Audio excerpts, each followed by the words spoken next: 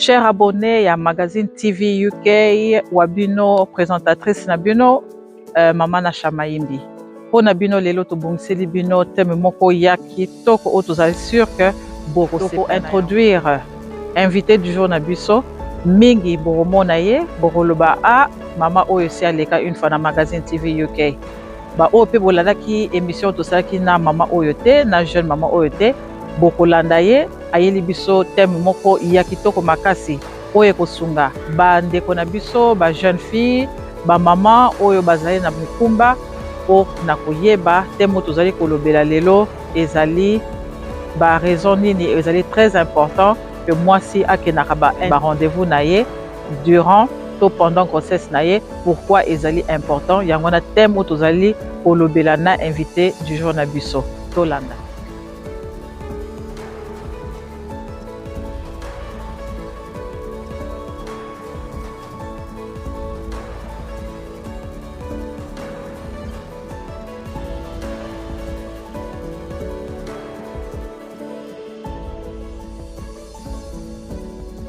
Ba abonné na biso nyonso ya Magazine TV UK ndenge bolandaka biso na rubrique na biso ya santé otobengi la santé n'a pas de prix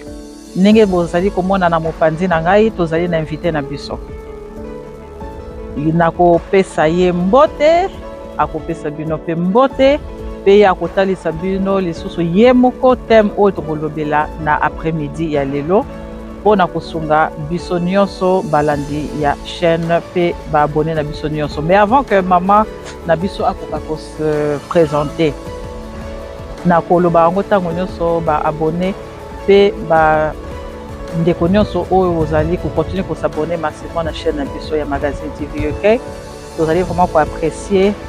soutien na bino ndenge bozali ko soutenir biso ndenge bozali tout le temps ko komela biso ko pour bien biso pour encourager biso vraiment merci beaucoup. Alors toko kena biso molaite toko pesa mbote na invité du jour na biso. Hello Mama Christelle. I'm fine, thank you. I'm good, thank you. Toza ko sepela enfin moi ekomi kobima toko mpe kotika bandako toko kobima pe libanda tozo mo pepe moi vitamine D et ça la toujours malamu mingi. Mama Christelle, tu as eu une émission la fois passée, tu as eu dépression postnatale. Voilà, tu as eu dépression postnatale où vraiment tu mingi contacter qui non seulement gars mais contacter qui peut Mama Christelle. En tout cas vraiment thème au bolobela qui est qui vraiment édifié biso mingi pese biso mayele vraiment et ça la batata. En tout cas, apprécier qui pensa conseil au pe Maman Christelle après ça qui par rapport à moi si na yoso ka uti ko bota. Donc ça qui vraiment très bien. Donc vu que biso pe toyo karabino, toyo karaba posa na bino, ndenge bozali ko yisa biso que bozong sa biso lisusu Maman Christelle Sumaja aka de Bundes. Ndenge bino mo boyebi a se planning ba bengela e bongo. Mais ndenge azali sage-femme, aza étudiante sage-femme pour que la mingi était ya azali ko la telabino et kotiwana noir ba boka likolo donc wana ezali vraiment domaine au toujours lobela. Alors Mama Christelle, merci na ndenge o ya invitation na biso. Merci beaucoup, merci vraiment pour naïb sabino ni kamoro ba abonné. Mama Christelle ne bomoni awa alali nanu te. Mama Christelle a wuti musala à salaki toute la nuit à l'alité mais tellement que azana bolingo na bino ba abonné na biso Magazine TV que ndenge bo sengier à se sacrifier pour aya lisusu koleka na émission pour apesa bino oyo ya azana ona kati pour ba lobaka que on donne ce qu'on a donc oyo ka tozana oyo onde to pesa to transmettre ka yango na bandinga mususu donc bwanya na ye na domaine na ye ya kobotisa ba mama donc ya a garder yango ya ye mon côté alingi a partager yango na bino bandeko pona balobi que knowledge is power donc à l'alité ninga zawana mais donc to pesi vraiment merci minga lali na noté donc tita tozo silisa nde akende soko kolala kopema Obana qui musala erni ma Christelle. Nabana yesterday, naba 19h45. Hey, lelo toza vendredi. Donc maman Christelle a kotaki musala jeudi na 19h45 abimi na tongo ya vendredi na 8h. Na 8h du matin. Nanu akangi atali sote. Nanu kutakangi li sote. Hello. Nanu kutakangi li sote bandeko. Donc bota la kaka sacrifice pe volonté o maman Christelle na respect apesi na babonné ya magazine TV yoke donc vraiment na motema droit au cœur to bossa na maman Christelle te. Donc kolango biso magazine TV to zala wana pona ko betele milolo. Lokola mama Rolona to sabetaka. Ma Christelle, yebisa biso thème oyo tolingi tolobela lelo ya importance ya kokendaka na ba compléter biso. Ben, importance ya classe prénatale et rendez-vous ya ba prénatal. Donc wana ezali antenatal classes toyebi que une fois biso ba mama toza na mukumba eza na ba étape oyo tokolandelaka ti mokolo oyo bébé akoya na mokili. Donc oyo tozali kolobela lelo ezali importance ya yo mama okendaka na ba rendez-vous na yo nyonso na infirmière na yo to na sage-femme na yo. Alors maman Christelle ezali nini d'abord ba rendez-vous yango tozolobela lelo eza nini ba rendez-vous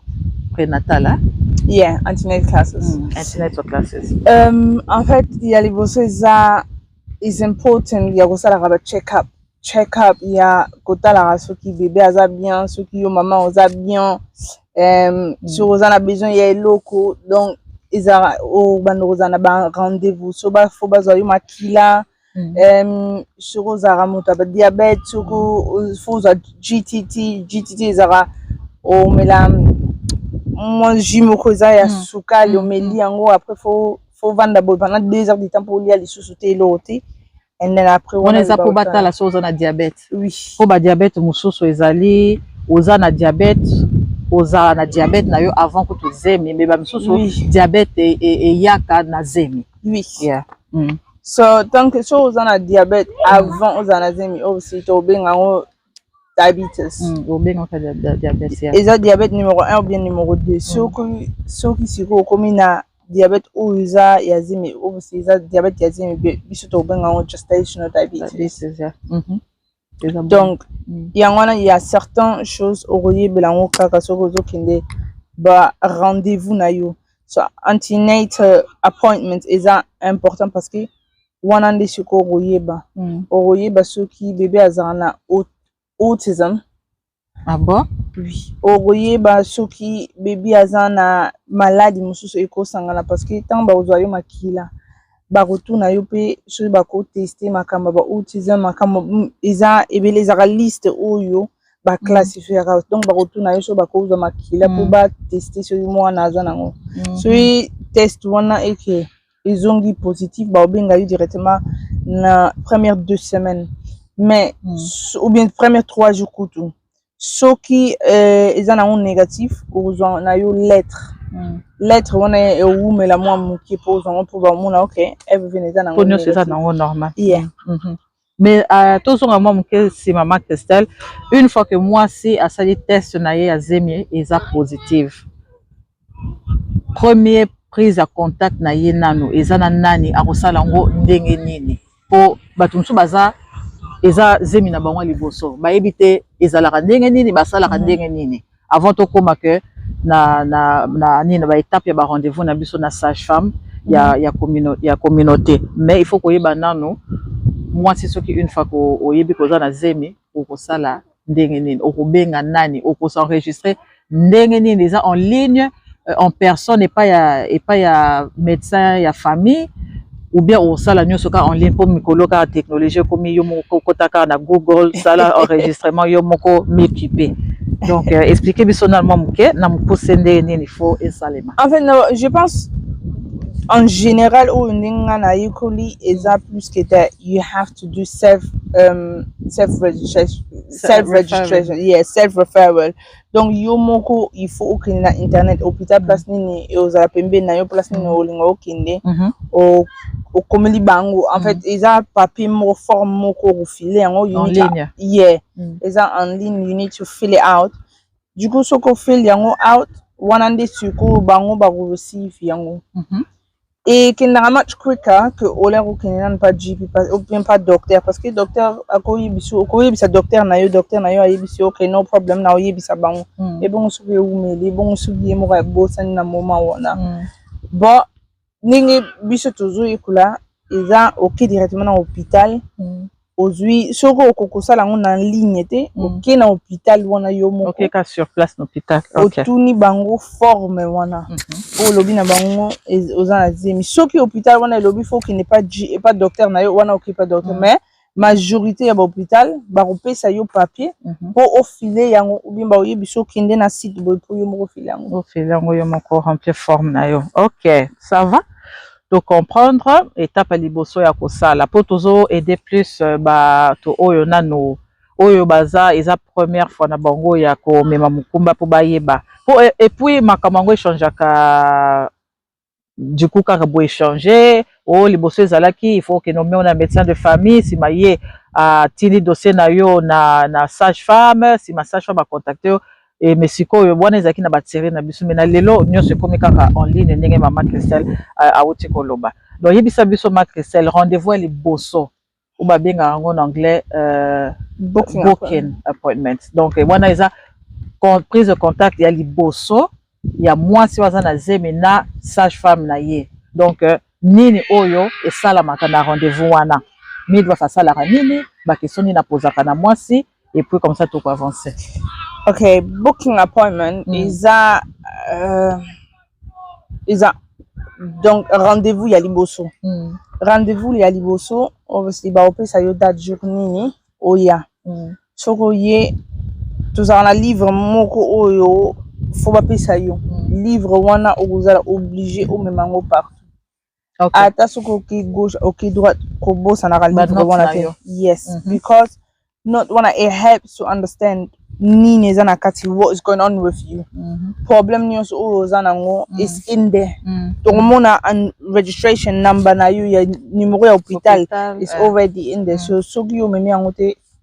e comme lisusu what is your age combo o za na age e komba question bele. So it's important to always ya kumemango. And then soko komi na ba oyebi so that obviously tango okoma kuna ba rotuna yo ba question nyonso soki omelaka cigarette soki omelaka alcool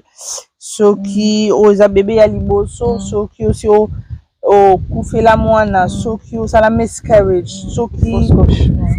so ça va fausse couche et puis soki oza na bana combien donc état de santé na yo faut ba tona yo soki oza en bonne santé oza healthy oza na ba oui ba problème ya santé te ya motema te nyonso wana ba rotuna pe côté en fait pour la moi si ba rotuna soki côté ya famille soki tata za na problème maman za na problème même chose pour na tata ya moi na pe ba rotuna the same questions so wana ezalaka première fois ba rozwa yo pe makila pour ba yeba quand même mutu azara ndingini ba rozwa yo blood pressure pour bailler ba ok mutango azarandini mutango azana ba pompe to yebi eko aider donc nema que ça lobby ba rosayo tension ba retour na yo ba question ebele sur santé na yo moko et santé pe ya mobali na yo po mwana wana salami na maman pe na papa donc makila ya papa na maman de sangana ki pona osala mwana wana donc mobali pe azana na part na ye na kati ya mukumba wana donc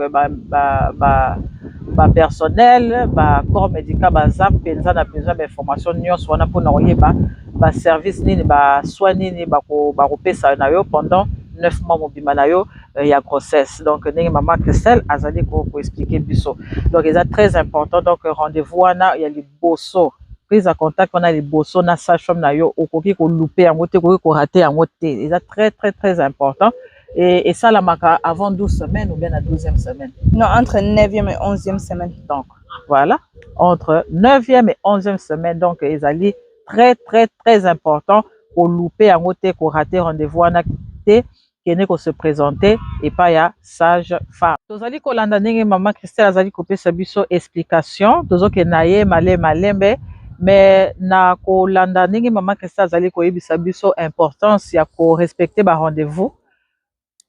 ezali pe problème makasi na mboka na biso ya Afrique na Afrique ezali vraiment pasi parce que nyonso na Afrique esengaka kaka mbongo sans mbongo bakosimba yo te bakosala eloko moko te ata oza kokufa oleleli bango ke non botraite ngai na koluka ta mbongo nsima mpona ya kofuta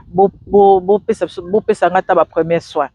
mingi na Afrique en tout cas na Congo nde tozali eza mpasi mpona biso esalamaka rarement esalamaka kutu te esalamaka te loba kutu oyeba mutu moko na hôpital wana boza na relation na ye to boza famille to boyebani mpenza malamu po bakoka kotraite yo esima oye kopesa mbongo mais ezalaka mpenza te yango tozomona ke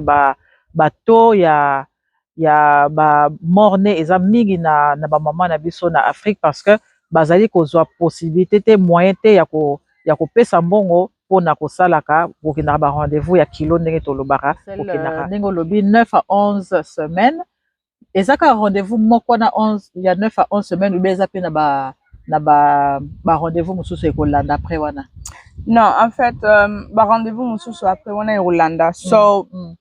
oza na ba rendez-vous yana so oza na 16e semaine, 20e semaine, 25e, 28, 31, 36, 38 et 40 semaines. Ok. 41, oui, tu tiens à romper, même, et ça, ce qu'on a nos bottes, mais sur nos bottes déjà, au bout, mais, sur qu'on a 25e semaine, na 31, et aux a semaine, il y a 31, sur qu'ils ont moins dans la les bossos, then yeah, oh yeah. So les a déjà moi on a mis balé ou bien mis ça tout bah retourner que aux because you have already there's nothing to do, nothing extra to do for you at 25 weeks or 31 weeks. Ok. Les autres dépendent peu na santé ya maman, ceux qui maman attend sous na en Angleterre ah baloba ceux qui osali na zemia ou ezali high risk donc ils a risque. Pourquoi et cause attend sous que oza diabétique donc faut balandela yo to oza moto ozalaka na tension emataka yo blood pressure eza likolo mingi donc il faut balandela yo mingi par rapport ya bazemi ya basi mosusu eza na problème te oza no penza en bonne santé 100% problème eza na ngote te yeah so ko oza na ba problème belé we gonna be able to do every 2 weeks donc chaque 2 semaines oyaka pour ba checkara yo so oza na PAT zara mutu pasi high blood pressure it's sangani everything together it's not a good sign so barobanga no either you have to stay even in hospital ou bien ba checkara yo chaque jour okay so oza mutu diabète mu etungisaka yo mingi they can tell you okay for yaka chaque 2 semaines okay so oza mutu ozalaka the certain problems oza nango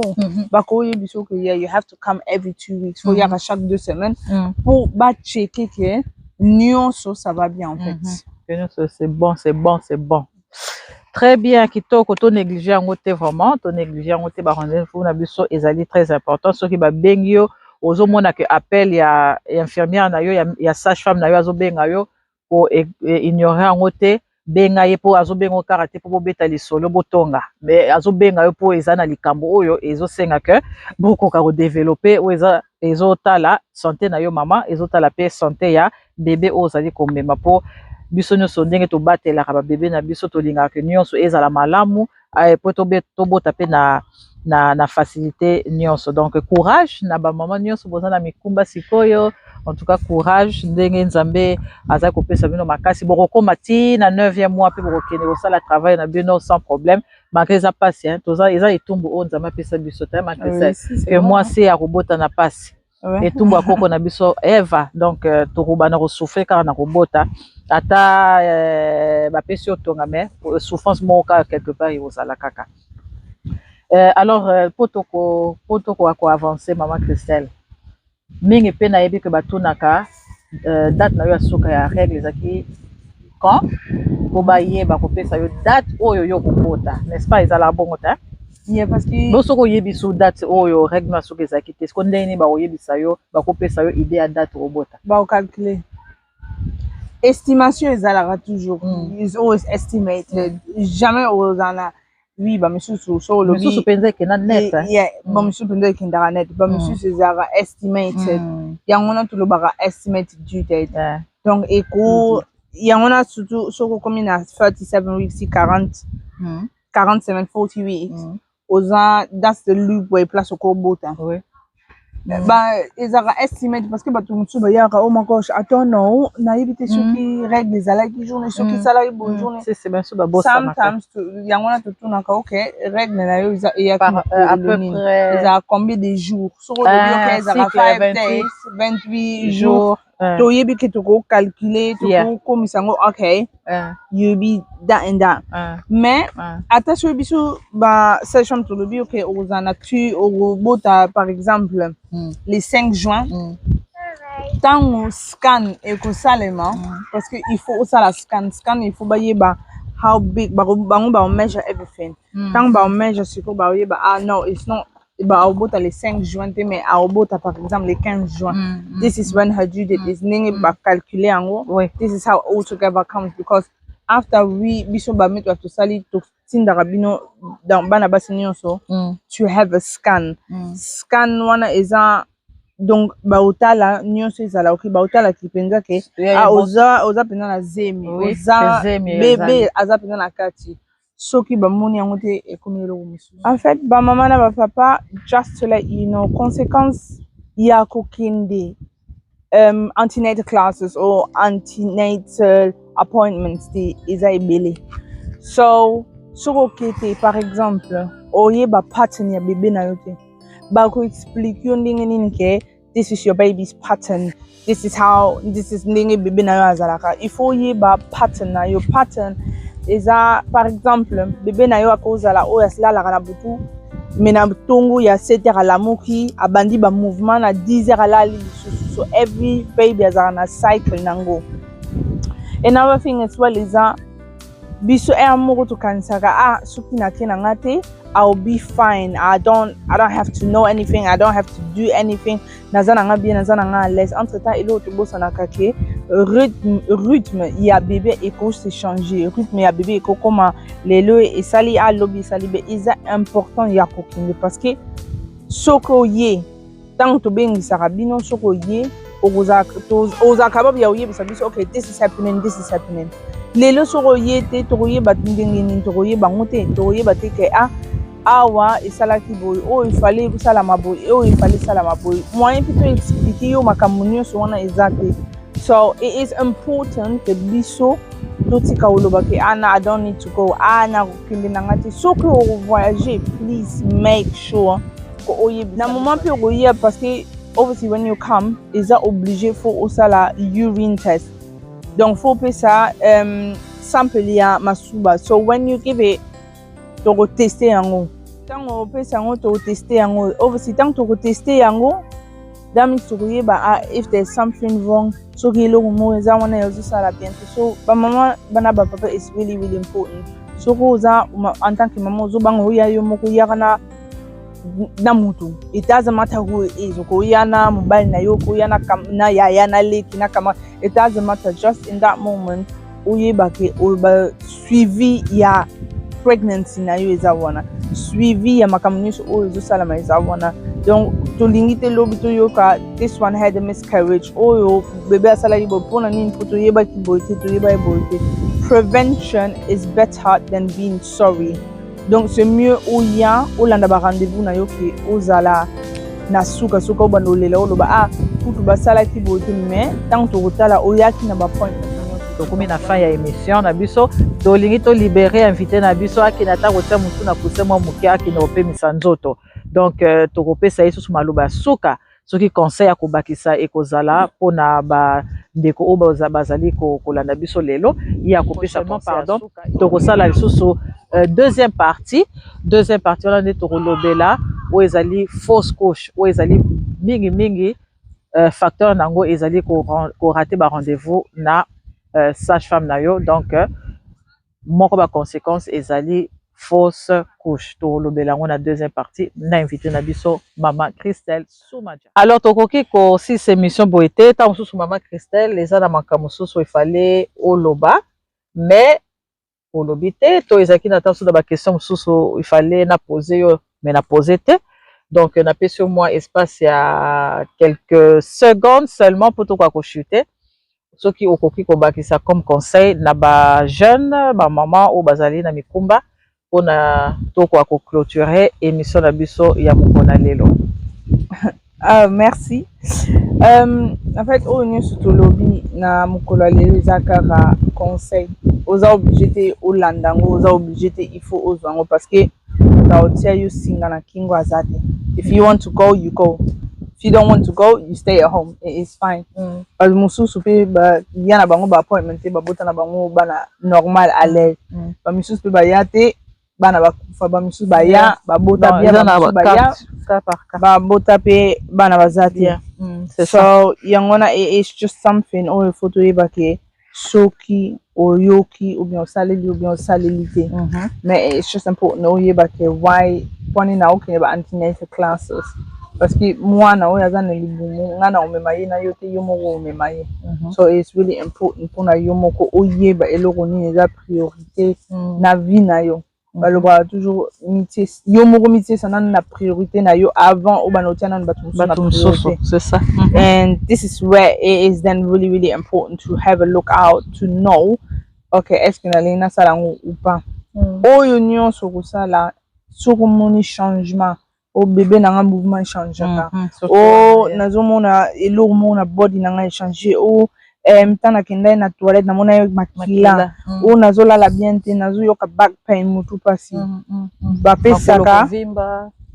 et oh nyonso ozomona ka eza normal te benga ba pesaka toujours numéro call benga expliquer sage-femme na yo parce que nga biso nyonso na hôpital oyeba nzoto na yo te yo moko oyebi nzoto na yo better than all of us. So tant que yo oyebi nzoto na yo better than all of us yo ndoko oyebisa biso ba symptômes oyo oyo ozomona biso toko aider yo kaka to say okay because it's this yaka because it's this salabo zongisa boy. So it is important uzwa omona the importance of your own body oyeba your own body so oyebi your own body oyeba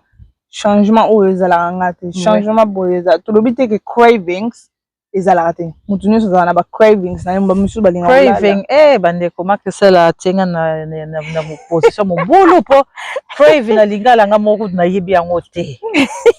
Oh la la donc ezala ba posa moko kaka o yaka na zemi ba posa yaka na zemi lokola ba mama mingi bazala na posa bali yaka kaka mabele eza craving. Monsieur Ezanine, baliaka kaka ba glaçon donc beaucoup tango donc pour na yo kutu minu kutu esanta sous malili te donc so bane ko beaucoup ta glaçon donc mutaza la pement te pe mutapekisa ote donc yango craving de mama Christelle. Donc hello oyeba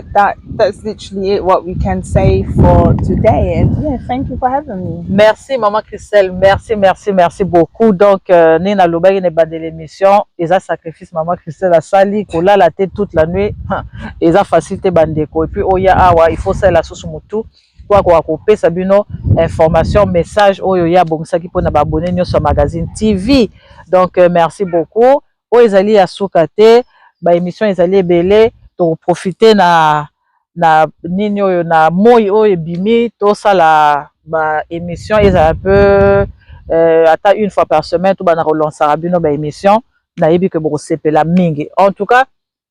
na lobara tout le temps que ceux qui besoin na ba suggestion ba ndeko bo yebisa biso bo komela biso na boîte email na biso bo benga biso na numéro na biso ya magazine TV UK équipe mobimeza nango wana eko yamba appel na yo eko répondre na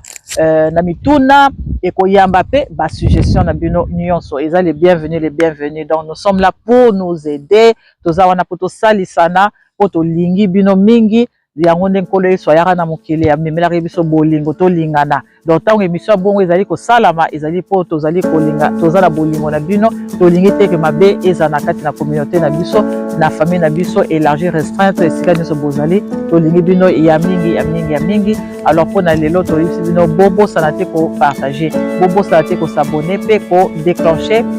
cloche à notification pour qu'à chaque fois que émission ya sika ekoti bokoka ko rater eloko moko te ko garder pe émission ya yo moko te partager yango ezali une façon ya ko soutenir émission na biso ya ko soutenir présentatrice na bino Maman Nacha Mayindi. Donc pour moi je vous dis prenez bien soin de vous et n'oubliez pas que la santé n'a pas de prix. Bye.